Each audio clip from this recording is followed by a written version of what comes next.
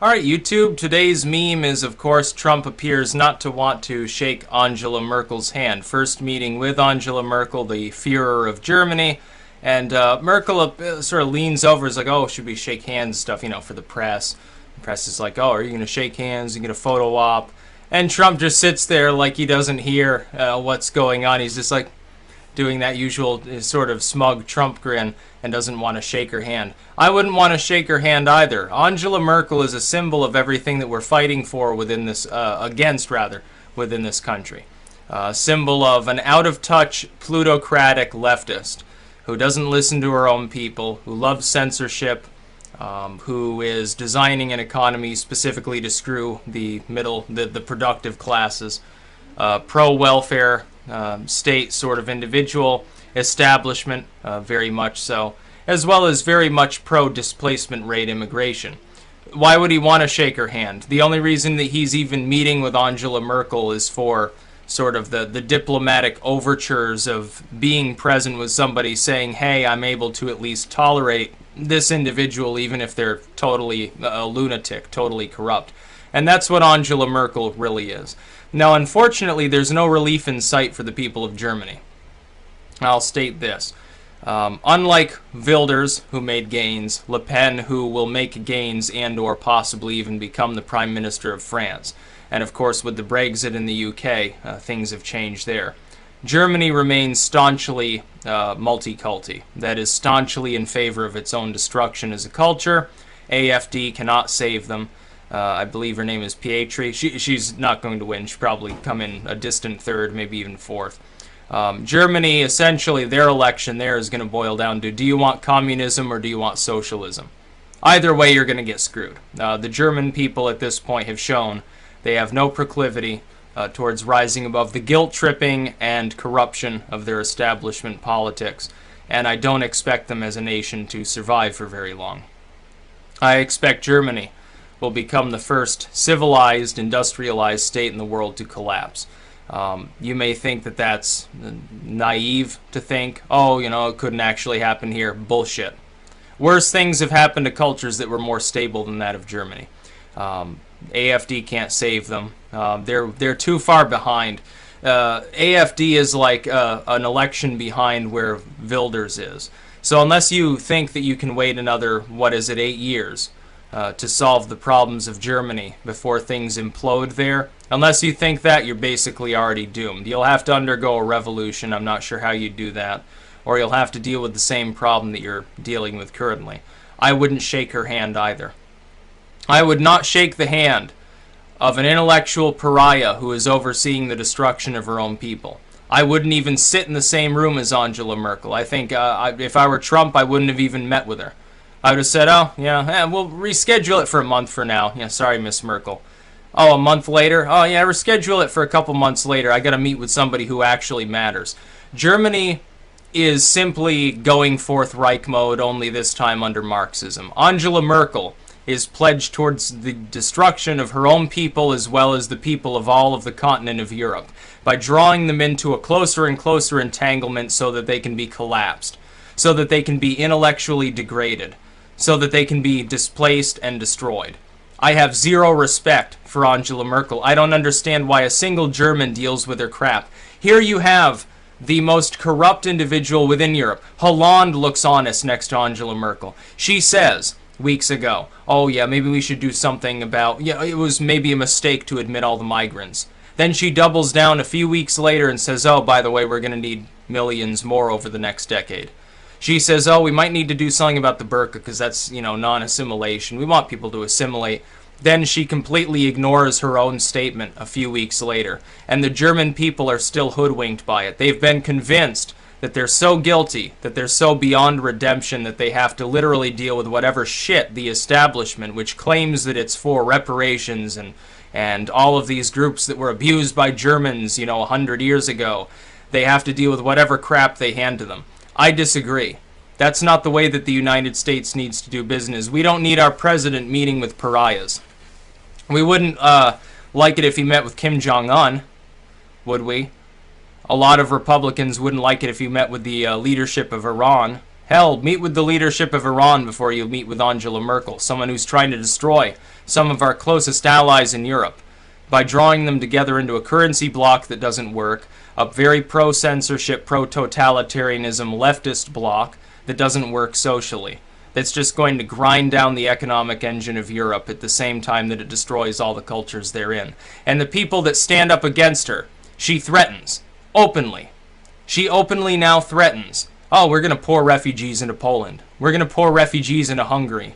We're going to pour refugees into these countries that don't exactly like the idea of being displaced, because they know what it's like to be displaced. The Eastern Europeans already know. They already existed under the USSR. They've been through this before.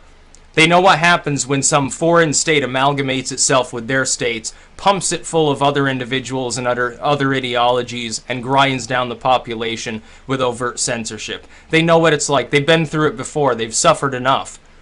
And I'm not surprised that they're tired of it. I'm not surprised that Le Pen is swearing that if she gets elected prime minister, she's going to drag half of Eastern Europe off, out of the EU entirely, snap it entirely out of that arrangement. And if that happens, by the way, if Le Pen wins, if France leaves the European Union, if she gets her way, she'll become way more powerful than Angela Merkel has ever been. They'll be grabbing back their colonies in the form of partnerships. They'll be partnering with them instead, people who speak the French language. They'll extend their culture. The UK will end up partnering with the Scandinavian countries. Angela Merkel will be left with some of her vassal states. She'll be left oppressing the Austrians or the Dutch or something like that. That's going to be her power block. You'll get your German power block. It'll be where it belongs in cultures that are marginally German to begin with. But you're not going to be able to extend beyond that. And Angela Merkel sees that glowing prize. She sees Germany at the head of Europe once again without firing a shot through the European Union. We simply have to oppress people and censor people and browbeat our enemies and call them bigots or Nazis or something like that. And as long as we keep doing that, we can win. Germany this time will rule Europe. You will not succeed. The UK is already left.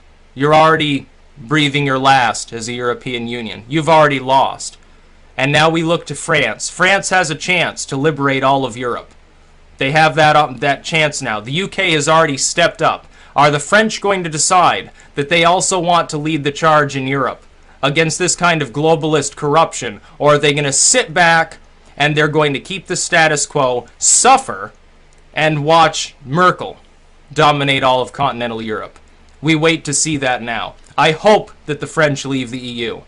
I hope that we can have our friend back. The United States, it's in our vested interest. We've been friends with the UK and France for a very, very long time. We want our friends back. We want our buddies back. We don't want them to be part of some homogenized Europe. We ultimately, we hope that they benefit. It's the greatest dream of most of us over here that the French and that the UK do well because they're such close partners. As far as Angela Merkel, she's frying out the culture of the Germans. It finally decides, yes, we're tired of war. It's not working. It's not going to be part of our culture. We want to build cool stuff and listen to krautrock and stuff like that. We want synthesizers and PhDs. We're not so much into bombing people anymore. They finally get to that point where they adopt that same quasi-pacifistic culture, where finally Germany is adding academic breadth to the world rather than just building weapons. They finally get to that point. What happens? Merkel takes over. A bunch of idiot East Germans take over and say, oh, well, now Germany's reunified. Let's just transfer it over to communism light. And then we'll take over anyway. And it'll basically be, if Hitler was a total social Marxist, what would happen under him? That's what Angela Merkel wants. She's as corrupt as all get out. I wouldn't shake her hand either, and I'm not going to blame Trump for not shaking her hand. People saying, oh, this is cringeworthy. It's not cringeworthy. It was a calculated decision. It's not like he didn't hear her. He sat there, she spoke fairly clear. Oh, yeah, shake hands, and the people of the press, oh, are you going to shake hands, get a photo op? No, he's not going to shake her hand, and I don't blame him. She's destroying Europe. Get Le Pen in there, get Nigel Farage in there, even get some of the establishment groups around Europe in there, and he'll shake their hand. But why would he want to shake Angela Merkel's hand? I wouldn't want to. She's the head of corruption of much of the world as far as our allies go. If you want to find other corrupt individuals, you can find plenty of tin horns that are more violent than Angela Merkel. You'll find plenty of people that are more theocratic all over the Middle East. You'll find people that are further left all over parts of Asia. But there's a difference. Those groups of people, where there's imperialism at all, they're suppressing less important allies of the United States. Some of them, they're not even our trading partners. When we look at Europe, we see the UK, we see France, we see Poland, all these countries that we get along very well with. And then you've got Angela Merkel. And by all rights, the German people deserve more than that. They shouldn't have to feel guilty for something that happened back in the 1940s. Angela Merkel keeps harping on it. Oh, let's send some more gold over to Israel because somehow this is going to help people that are already dead by paying people that aren't even originally from the Middle East, often didn't even suffer under the Holocaust. Somehow this is going to help the situation. No, it'll only help you mentally, but you've already browbeaten your own population mentally into thinking that they're responsible for what happened back then. You got some 15, 16-year-old German kid, and they're being told every day, day in and day out, oh, your ancestors were evil, they were barbarians, we did such horrible things, we need to accept any comer, we need to bend over backwards and destroy our culture because we're beyond redemption. That's what Angela Merkel represents. I have zero respect for that old woman. And she looks like she just smelled a slug of diarrhea at all times, even when she's laughing and smiling. Didn't she at one point? They were up on stage and Merkel's like clapping and everyone was clapping. Somebody got up there and like handed somebody a German flag, and she took the German flag and quickly like threw it off to the side. It's a perfect symbol for what she believes in. She doesn't want to be the leader of Germany. She wants to be the leader of Europe. She wants to be the leader of an empire that can't even possibly exist and will collapse if you try to impose it. That's what Angela Merkel represents. A dying system. An outdated system that can't function in today's world. All of these pipe dreams that are had by European pan-globalists, pan-nationalists, saying, oh, Europe should come together. Yeah, let alone, we've got totally different cultures, totally different economic situations. One currency isn't working. We've got different languages. People, they don't like it when lots and lots of foreigners move in. A few is okay, but then 100,000 people move in next door and they have a problem with it. Somehow that's going to be an empire, according to people like Angela Merkel. It's not going to work. The UK left it behind. They've gotten consent. They're going to trigger Brexit this year. They will be out of the European Union. They won't be joining you. There goes the second largest economy, by the way, in what would have been a European empire. The French are likely to leave. There goes the fourth largest economy. The third largest economy in the same vein. It's not going to work. You've already lost. Now all that people like Merkel can do is drag on the misery of other Europeans who they don't care about as they live in their gated communities with their armed guards, while disarming the population and making them more poor so that they become more subservient, more reliant on government handouts or on corporate positions. And therein lies the real secret. Most people in Europe, they either can't protest or do anything because they have to go to their fucking job because they gotta fucking work so they can fucking put food on the table. Or they have to rely on the government and they're not going to bite the hand that feeds them.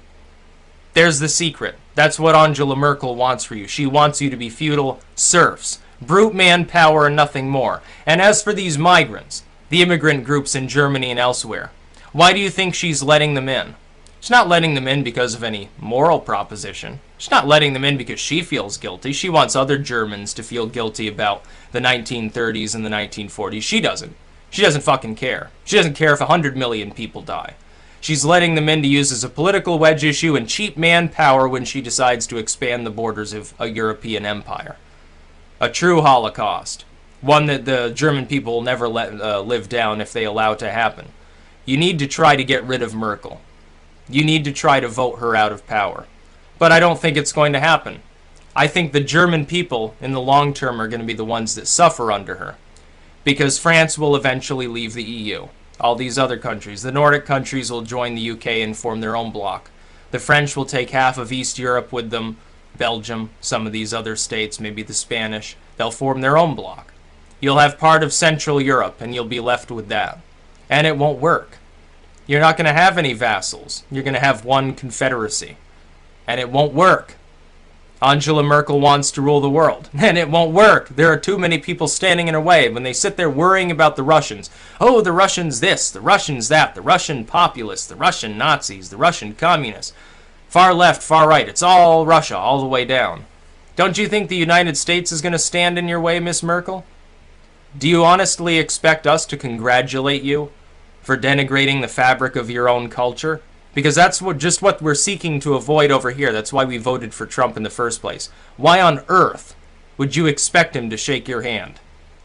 I don't think he wants your cooties on his hand. Ultimately, Trump is a mild reformer. He is not perfect. He's got plenty of character flaws. But he's way better than Angela Merkel, let me tell you. That's about all.